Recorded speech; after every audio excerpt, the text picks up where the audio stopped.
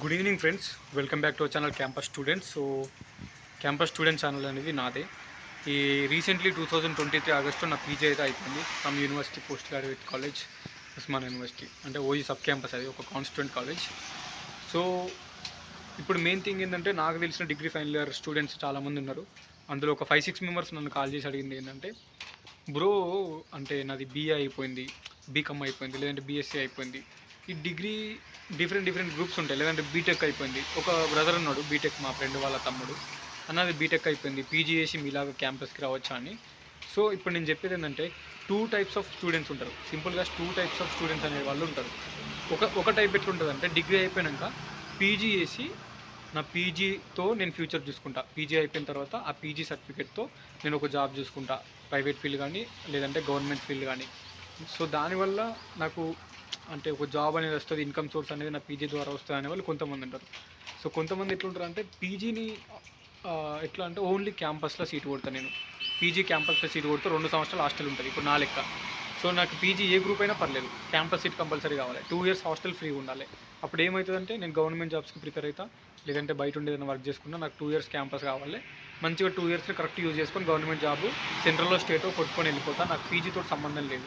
But campus seat కావాలి, ఏదో ఒక సబ్జెక్ట్లో రాసి నేను క్యాంపస్ సీట్ కొడతా. జస్ట్ సెమిస్టర్ ఎగ్జామ్స్ నార్మల్గా అటెంప్ట్ చేస్తా, పీజీ మీద ఎక్కువ కాన్సన్ట్రేషన్ చేయాలి. 2 years నేను జస్ట్ ఫుల్ ఫోకస్డ్గా అది మాత్రమే చదువుకుంటా, కాంపిటేటివ్ ఎగ్జామ్స్కి అనేవాళ్ళు ఒక రకం ఉంటారు. సో నేను చెప్పేది ఒకటే, ఇప్పుడు నాలాంటి వాళ్ళు ఎవరైతే, నేను పీజీ ఏం రాసినా అంటే పీజీ కోసం రాలేను నేను, జస్ట్ హాస్టల్ 2 years ఫ్రీగా వస్తుంది ఉస్మానియా యూనివర్సిటీలో కానీ, కాకతీయ కానీ, తెలంగాణ కానీ, మన శాతవాహన కానీ, మహాత్మా గాంధీ కానీ, పాలమూరు కానీ ఫ్రీగా 2 years హాస్టల్ వస్తుంది. సో ఫ్రీగా 2 years హాస్టల్ వస్తే ఎవరు వద్దనుకుంటారు? నాకు పీజీతో వర్క్ లేదు.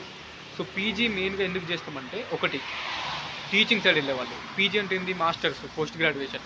ఇంటర్ వాళ్ళకి, డిగ్రీ వాళ్ళకి టీచర్ అనేది నువ్వు లెక్చరర్ అవుతావు, జూనియర్ లెక్చరర్ కానీ, డిగ్రీ లెక్చరర్ కానీ పీజీ చేస్తే. నాకు టీచింగ్ సైడ్ ఇంట్రెస్ట్ లేదు, కానీ నాకు పీజీ చేయాలి, పీజీ మెయిన్ క్యాంపస్లో సీట్ వస్తే 2 years హాస్టల్ ఉంటుంది. అందుకే నాకు ఇంట్రెస్ట్ ఉన్న సబ్జెక్ట్ ఏంటంటే, సో నేను ఇంగ్లీష్ మీడియం స్టూడెంట్ని, నాకు కొంచెం ఇంగ్లీష్ గ్రామర్ కానీ అది టచ్ ఉంది.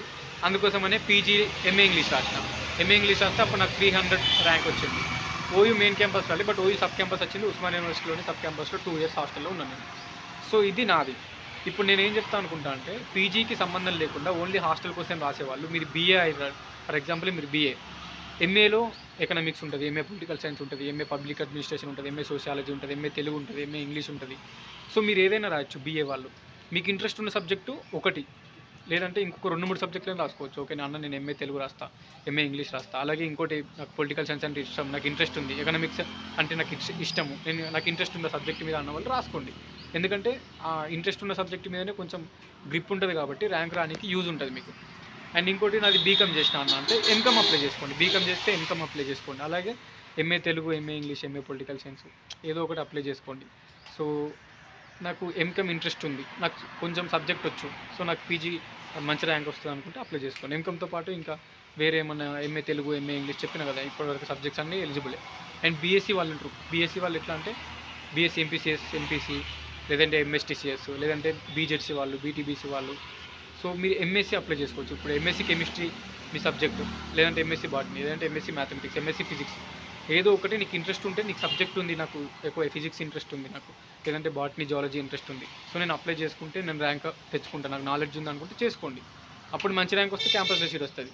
అండ్ ఎంఎస్సీతో పాటు నాకు డౌట్ ఉంది ఎంఎస్సీ అనుకుంటే, ఎంఎస్సీతో పాటు ఎంఏలో ఇంకొక సబ్జెక్ట్ కానీ 2 సబ్జెక్టులు కానీ కట్టుర్రి, చాలా సబ్జెక్ట్స్ ఉంటాయి ఎంఏలో, నేను ఆల్రెడీ వీడియో పెట్టిన.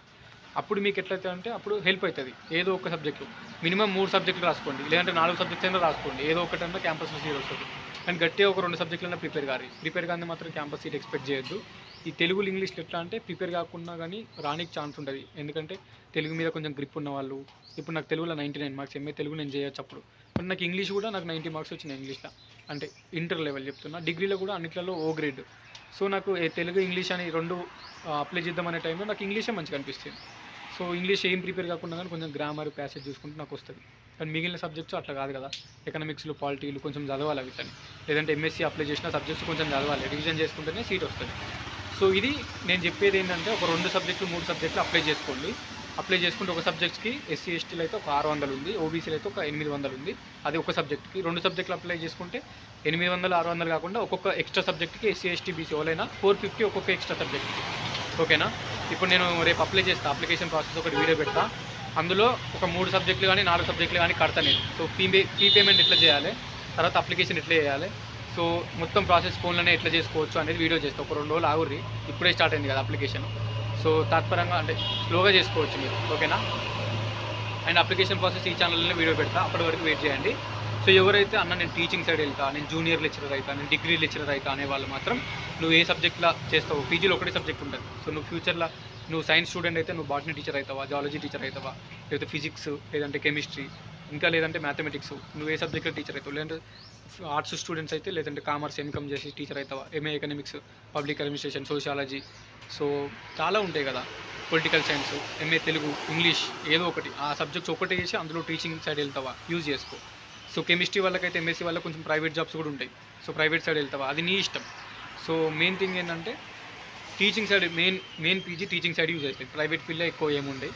సో సైన్స్ స్టూడెంట్స్ వాళ్ళకి, కెమిస్ట్రీ వాళ్ళకైతే ఫార్మసీ సైడ్ ఉంటుంది.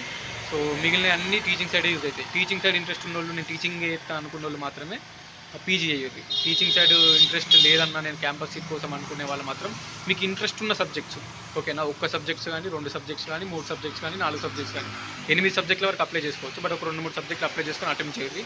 సో క్యాంపస్ సీట్ అనేది రానికి ఛాన్స్ ఉంటుంది. మీకు ఇంట్రెస్ట్ ఉన్న సబ్జెక్ట్స్ అయితే కొంచెం ప్రిపేర్ అయితే మీకు స్కోర్ చేస్తారు, ఓకేనా. సో ఒక్క సబ్జెక్టే మాత్రం అప్లై చేసుకుంటా అంటే ఇప్పుడు నేను ఓన్లీ ఎంఏ ఇంగ్లీషే చేసిన, నాకు ఒక్క సబ్జెక్ట్లోనే క్యాంపస్ సీట్ వస్తుందని నమ్మకం బాగుండే చేసిన, ఒక్క సబ్జెక్ట్లోనే వచ్చింది. లేదన్నా నాకు ఒక 2-3 సబ్జెక్టులు అప్లై చేసుకుంటే చేసుకో. ఏది చేయాలంటే అది నీ ఇష్టం. నేను నిన్న అప్లోడ్ చేసిన వీడియోలు ఉంటుంది, సబ్జెక్ట్ అన్నీ చూసుకో, ఓకేనా. చూసుకున్న తర్వాత నాకు ఏది నేను స్కోర్ చేయగలుగుతా అని ఒకసారి ఆలోచించుకో. ఏ సబ్జెక్ట్ అయితే నేను స్కోర్ చేయగలుగుతా, ఏ సబ్జెక్ట్ అయితే నాకు ఎక్కువ స్కోర్ వస్తుంది అని ఆలోచించుకో. మినిమం ఒక 40-50 మార్కులు వస్తే ఓఈ సబ్ క్యాంపసో, ఓఈ క్యాంపసో లేదంటే కేవీ క్యాంపసో వస్తుంది. చెప్తున్నా కదా, 40 నుంచి 50 మార్కులు మినిమం టు మినిమం ఉండాలి. 50 దాటితే ఓఈ క్యాంపస్ రానికి ఛాన్స్ ఉంటుంది. ఒక 40-45 ఒక 50 మార్కులు ఆ లెవెల్లో ఉంటే సబ్ క్యాంపస్లు కానీ, కాకతీయ యూనివర్సిటీ కానీ, తెలంగాణ యూనివర్సిటీ కానీ కంపల్సరీ వస్తుంది, ఓకేనా. 100కి మినిమం 25 మార్క్స్ అయితే ఓబీసీకి రావాలి. అండ్ ఎస్సీ ఎస్టీకి నాకు తెలిసి క్వాలిఫైయింగ్ మార్క్స్ ఎంత వచ్చినా క్వాలిఫై అవుతాను అనుకుంటా. సో కానీ మినిమం ఒక 20 మార్క్స్ అయితే ఉండాలి. ఓబీసీ అయితే ఒక 25 మార్క్స్ ఉండాలి, ఓకే. సో 100కి నెగిటివ్ మార్కింగ్ ఏముండదు కాబట్టి సింపుల్గా స్కోర్ చేస్తారు.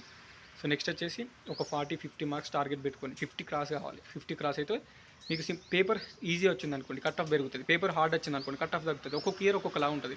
బట్ ఆన్ యావరేజ్గా నేను మా సీనియర్స్ది, మా జూనియర్స్ది సో ఒక చూసి చెప్తున్న కట్ ఆఫ్స్ 45-50 స్కోర్ వస్తే కొంచెం బెటర్, 50+ వస్తే ఇంకా బెటర్, మెయిన్ క్యాంపస్లో వస్తుంది. అండ్ సిపి గెట్కి విజేత కాంపిటీషన్ బుక్స్ ఉంటుంది, ఒక్క బుక్నే ఫాలో అవ్వండి, ఓకేనా. అది బుక్ రిలీజ్ అయిందో చూసుకోండి. హైదరాబాద్లో ఉన్న వాళ్ళు కోటిలో దొరుకుతుంది, లేదంటే నార్మల్ విలేజెస్లో ఉన్న వాళ్ళు ఫ్లిప్కార్ట్లో సర్చ్ చేసుకోరు. ఇంకో 1 వీక్ లోపు ఫ్లిప్కార్ట్లో కూడా వస్తాయి.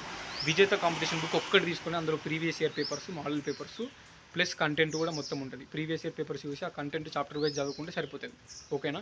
సో ఒక్కొక్క బుక్ 400 నుంచి 500 మధ్యలో ఉంటుంది రేటు. సో తీసుకోండి. ఒక సబ్జెక్ట్ అప్లై చేసుకుంటావా అది నీ ఇష్టం. ఒక సబ్జెక్ట్ మీద నమ్మకం పెట్టి క్యాంపస్ సీట్ కొడతావా నీ ఇష్టం. 2-3 సబ్జెక్టులు రాసి క్యాంపస్ సీట్ కొడతావా ఏదో ఒకటి, అది నీ ఇష్టం. లేదన్నా నేను టీచింగ్ సైడ్ వెళ్తా అంటే నువ్వు ఏ సబ్జెక్టు టీచింగ్ సైడ్ ఇంట్రెస్ట్ ఉందో ఆ సబ్జెక్టు దాని మీదనే ఫోకస్ చేసి రాసి క్యాంపస్ సీట్ కొట్టి అందులోనే పీజీ చేయి. లేదన్నా నాకు ఓన్లీ క్యాంపస్ సీట్ కావాలి, నేను పీజీ సంబంధం లేదు, నాకు పీజీ ఏది వచ్చినా ఏం కదంటే 2-3 సబ్జెక్టులు సింపుల్ తీసుకొని అది ప్రిపేర్ అయ్యి క్యాంపస్ సీట్ కొట్టు, ఓకేనా. ఇంతకు మించి ఏమైనా డౌట్ ఉంటే అడుగుర్రి, కంపల్సరీ రిప్లై ఇస్తా. అండ్ అప్లికేషన్ ప్రాసెస్ ఫోన్లోనే చేసుకుందాం. మీ సేవలు ఎందుకు 200-150 రూపాయలు అప్లికేషన్ ఫీజు బొక్క. సో మనమే ఎట్లా చేసుకోవాలని డీటెయిల్గా చెప్తాను నేను. సో ఆ వీడియో చూసిన తర్వాత మీకే అర్థమైపోతుంది, మీ ఫోన్లో మీరే అప్లై చేసుకోవచ్చు. అది వెయిట్ చేయరు, ఓకేనా. ఈరోజు నైట్ కంటే మార్నింగ్ అని పెడతా అప్లికేషన్. ఆ సైట్ అనేది ఇంకా మొత్తం అప్డేట్ కాలే. ఆ సిలబస్లు డౌన్లోడ్ అవుతలే, పీడిఎఫ్లు, మార్క్ టెస్ట్లు రాద్దామంటే అది ఓపెన్ అవుతలేదు, సిలబస్ కూడా డౌన్లోడ్ అవుతలేదు. సిపికెట్ వాళ్ళకి నేను మెయిల్ పెట్టినా, ఇట్లా సర్వర్ ఇష్యూస్ ఉన్నాయి కొంచెం చూసుకోండి అని. అండ్ కాల్ కూడా చేస్తా టోల్ ఫ్రీ నెంబర్కి, అది ఎందుకు సెట్ అవుతలేదు. ఇప్పుడే స్టార్ట్ అయింది కదా, ఒక 2-3 డేస్ అనేది సర్వర్ సెట్ కానీ టైం పడుతుంది. అందులో మార్క్ టెస్ట్లు రాసుకోవచ్చు, సిలబస్ పీడిఎఫ్ డౌన్లోడ్ చేసుకొని సిలబస్ చూసుకోవచ్చు. సో ఆ వెబ్సైట్ అనేది ఇప్పుడే స్టార్ట్ అయింది కాబట్టి అప్లికేషన్ ఎందుకే కొంచెం ఆగుదామని ఆగిన, ఓకేనా. ఈ రోజు కానీ రేపు కానీ అప్లికేషన్ వీడియో పెడతా, అలా కొంచెం ఆగురు, ఇంకా టైం చాలా ఉంది. జూన్లో లాస్ట్ డేట్ ఉంది కాబట్టి ఏం కాదు. సో ఈరోజు రేపు 2 డేస్లో అప్లోడ్ చేసిన తర్వాత మీరు చూసి వీడియో అప్పుడు మీరు అప్లై చేసుకోండి సిపికెట్, ఓకే. సో రిగార్డింగ్ సిపికెట్ ఇంకేమైనా డౌట్ ఉంటే కమెంట్ చేయండి. క్యాస్ట్ అండ్ ఇన్కమ్ తీసుకోండి లేటెస్ట్, అంతే. మిగిలిన 10th inter details, degree hall ticket number కూడా అప్లై చేసుకోవచ్చు. Phone number, email ID simple ఉంటుంది. పాస్పోర్ట్ సైజ్ ఫోటో, సిగ్నేచర్ ఎట్లా ఎడిట్ చేయాలి, ఎట్లా అప్లోడ్ చేయాలి మొత్తం చెప్తే, ఎట్లా పేమెంట్ చేయాలనేది. అది వెయిట్ చేయండి ఒక 2 డేస్, ఈరోజు రేపు అంతే, ఓకే. అండ్ ఇంకేమన్నా సిపికెట్ గురించి స్పెషల్గా డౌట్ ఉంటే కామెంట్ చేయండి, మేబీ అన్నీ చెప్పినానే అనుకుంటా.